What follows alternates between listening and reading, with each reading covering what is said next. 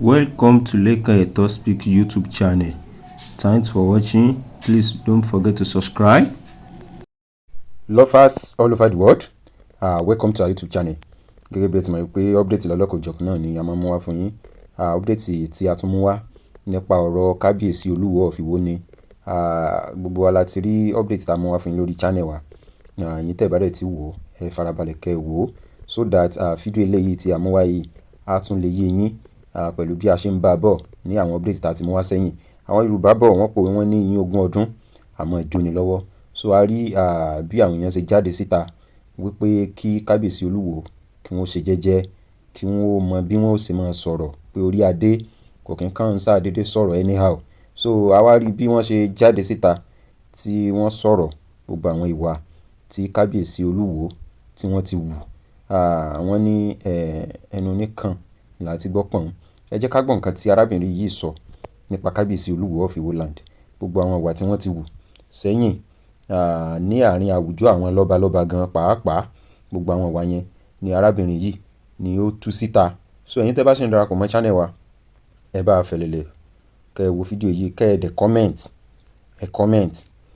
Kí ni ìwòye tiyín nípa gbogbo àwọn fact, gbogbo àwọn ọ̀rọ̀ tí arábìnrin yìí tí ó sọ nípa kábíyèsí Olúwo of Ìwó land. So ẹ̀yin tẹ́ jẹ́ tí wá sí wa ìfarabalẹ̀ kẹ́ bá wà wẹ́ ṣe. Sórí sọ̀rọ̀sọ̀rọ̀ láyé ẹ̀ kó máa rántí ẹni tó mọ ọ̀rọ̀ gbọ́. Sórí ìyàwó ẹ̀ tó sọ wípé Ọọ̀ni Ìrìṣà gbé lọ sóòtẹ̀ tó ló mú wá láti Canada. Irọ́ ló pa ó mú wá láti Canada. Ṣé ìwọ ti gbàgbé lọ́jọ́ kìíní àná? Ọ̀dọ̀ Elégùṣì ló ti rí ìyàwó yẹn, bàbá wa Elégùṣì ọ̀dọ̀ wọn ló ti rí ìyàwó yẹn ní Èkó. Ìgbà tí Elégùṣì ń ṣe 10 years remembrance bàbá ẹ̀ ni ìyàwó yẹn àti ọ̀rẹ́ ẹ̀ wá Elégùṣì wá sí Nàìjíríà láti Canada. Ibẹ̀ ló ti rí ìyàwó yẹn tó sọ wípé ó fẹ́ fẹ́. Ní ọmọbìnrin yẹn ti gbà fún ẹ tó fi fẹ́ ẹ. Nínú interview tí ọmọbìnrin yẹn ṣe ìgbà tó sọ pé ó fẹ́ ṣe coronation ọba. Tó níwọ náà ti da ọba kí n bá ẹ mú láti bẹ̀ wá tó ló ti da ọba tó ló fẹ́ ṣe coronation ọba. Ọmọbìnrin yẹn sọ nínú interview pé kò sí owó lọ́wọ́ ẹ̀, òun lọ sí Canada, òun lọ ta ilé òun tó wà ní Canada. Ìgbà tó ta ilé ẹ̀ tó wà ní Canada, torí ẹ̀ ló ṣe dé adé fún ọmọbìnrin yẹn. Àwọn àṣírí tó rò pé àwa ò mọ̀, àwa mọ̀ dáadáa, á dẹ̀ ṣàlàyé ẹ̀ fún ẹ. Torí ilé tí ọmọbìnrin yẹn tà ní Canada ó dé adé fún. Ó gbé ọmọ yẹn wá sí ọ̀dọ̀ ẹ ní Ìwó. Ó wá tó àsìkò kan ó bẹ̀rẹ̀ sí ní na ọmọ yẹn ní ìlú Bàrà pẹ̀lú ọmọ tó gbé dání. Má gbàgbé o, Rashidi, ọmọ yẹn rẹ́kọ̀dù ẹ bó ṣe ń fa igbó, bó ṣe ń yí igbó. Lady yẹn rẹ́kọ̀dù ẹ nígbà tó ń sọ fún ẹ pé òun ṣe yahoo, olóò ṣe yahoo oníkàdí ló jí. Torí ọ̀rọ̀ ọmọ yẹn ló dá wàhálà sílẹ̀ láàrin ìwọ àti ọba Elégùṣì Dàìní. Torí ọ̀dọ̀ ọba Elégùṣì ló ti mọ ọmọ yẹn kó tó dípò bẹ̀rẹ̀ sí ní maltreat ẹ̀. Ìgbà tó bẹ̀rẹ̀ sí ní maltreat lady yẹn wá sọ fún ẹ pé òun fẹ́ máa lọ, kò sówó lọ́wọ́ ẹ̀. Lady yẹn wá bẹ̀rẹ̀ sí ní yà káàkiri lọ́dọ̀ àwọn ọba. Elégùṣì ló kọ́kọ́ lọ́ọ̀jì lady yẹn sí hòtẹ́ẹ̀ pẹ̀lú ọmọ tó gbé dání pé torí òun ló jẹ́ kó mọ̀ òun ló jẹ́ kó mọ ìwọ. Ó lọ́ọ̀jì ẹ̀ sí hòtẹ́ẹ̀, ó bá ṣe gbogbo pépà, ó arrange bá ṣe travel out padà sí Canada. Ṣó ti gbàgbé ni? Ìgbà yẹn ìwọ jáde síta, ó wá sọ fẹ́ Elégùṣì wípé ṣe l'Elégùṣì ń fẹ́ ìyàwó ẹ̀. Ṣé o rántí bí wà tí Elégùṣì ṣe close tó? Ṣé o rántí bí wà tí Ọọ̀ni Ìrìṣà ṣe close tó lásìkò tí mo sọ yìí?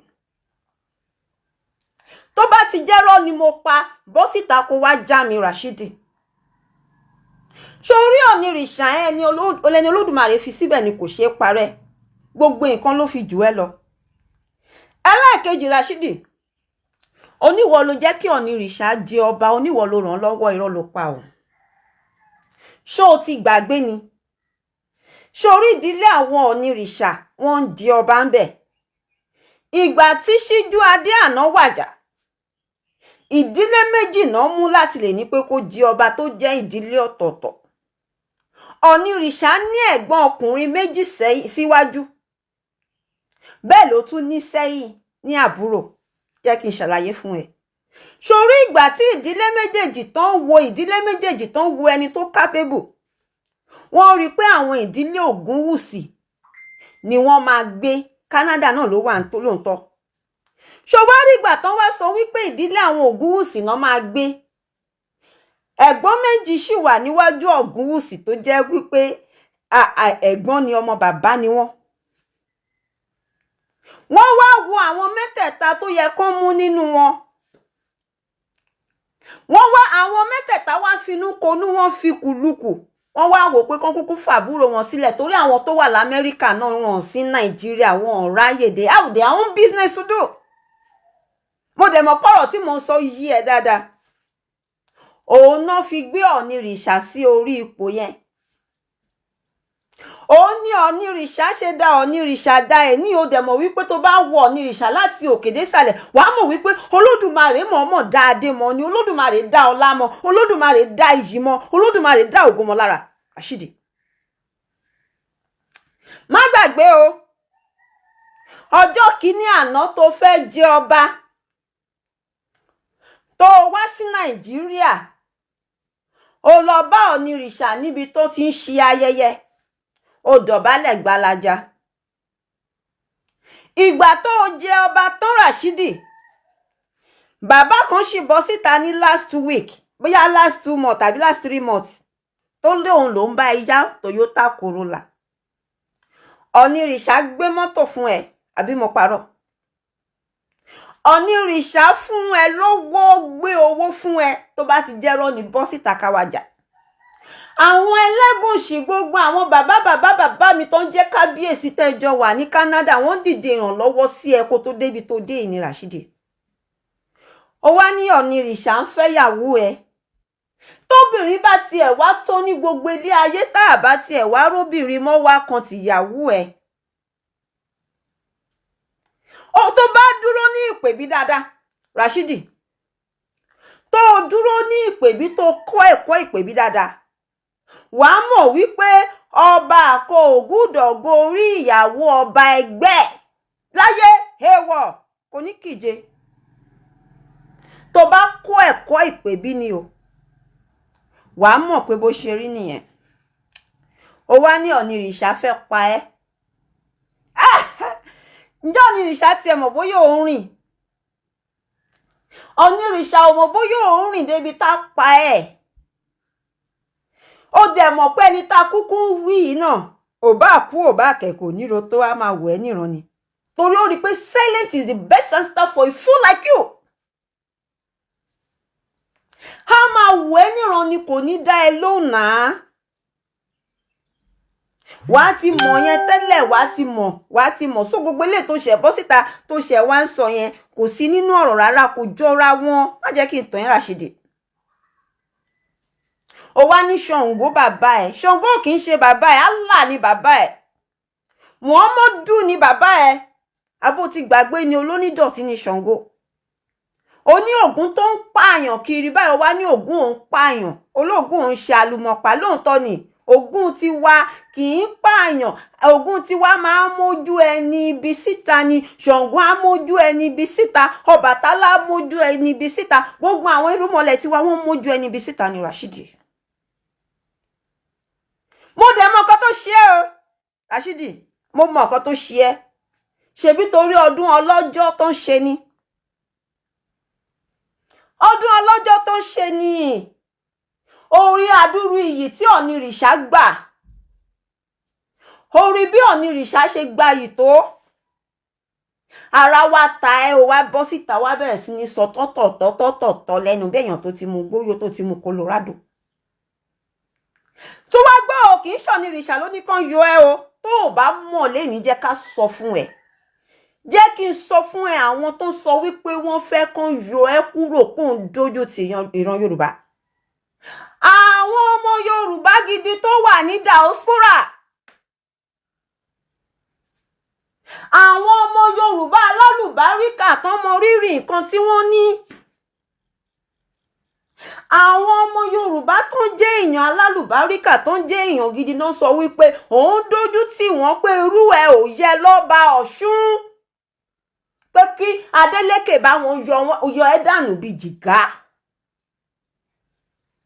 Má mú àtàmọ́ mọ́ ní òrìṣà rárá. Nǹkan tó pọ̀ ní òrìṣà onírìṣà ò jẹ́ bẹ́ẹ̀. Ìwọ gan deep down ní ọkàn ẹ o mọ̀ pé nǹkan tó pè ọ́ ní òrìṣà o mọ̀ wípé ọ́ ní òrìṣà ò jẹ́.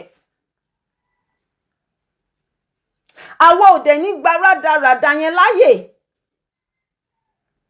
Ìwọ ni kó lọ tú wàhálà iṣẹ́ Rashidi. Àti ibi tó ti bẹ̀rẹ̀ sí ní kọ ẹsẹ̀ bọ̀ àti ibi tó ti bẹ̀rẹ̀ sí ní dé adé fún obìnrin ló ti ń kọ ẹsẹ̀ bọ̀ nílẹ̀ Yorùbá. Gbogbo lady tó ru ẹjọ́ oríṣiríṣi ọ̀tún mọ́ òsì mọ́ má gbàgbé o, kò kú o, wà láyé. Kò sí bó ṣe lè bù ẹ́ kó wá máa parọ́ mọ́ àwọn olóore ẹ̀ kó dẹ̀ bù ẹ́ bẹ́ẹ̀. Mo dẹ̀ rí lady yẹn gan ní ìrẹni tó jẹ́ pé kò lè bù ẹ́ mọ́rọ́. Gbogbo ìwà tó ń wù láàfin pátá ni lady yẹn ṣe fídíò táyé rí. Onísọkúsọ. Fúnra ẹ ní respect, ká fún ẹ ní respect. Tó bá pọ́nra ilé àpọ́n ẹlé, tó bá yí ara ẹ sí ayé ẹ sí, tó bá ti sọ pé ò ready láti pọ́nra ilé àní pọ́n ẹlé. Tó bá dẹ̀ sí lóò ready láti yí ara ẹ sí àní yí ẹ sí. No sense. Lovers. Ọ̀rọ̀ náà ni ẹ ti gbọ́ lẹ́kùnrẹ́rẹ́ nípa bí arábìnrin yìí bó ṣe yànnàná àwọn ìwà tí kábíyèsí Olúwo tí wọ́n wù. So ẹ̀yin tẹ́ jẹ́ followers wa nílé, ẹ bá wa subscribe, ẹ like, ẹ comment, ẹ share. I really appreciate the support you so far. So we love you all. Thanks for watching.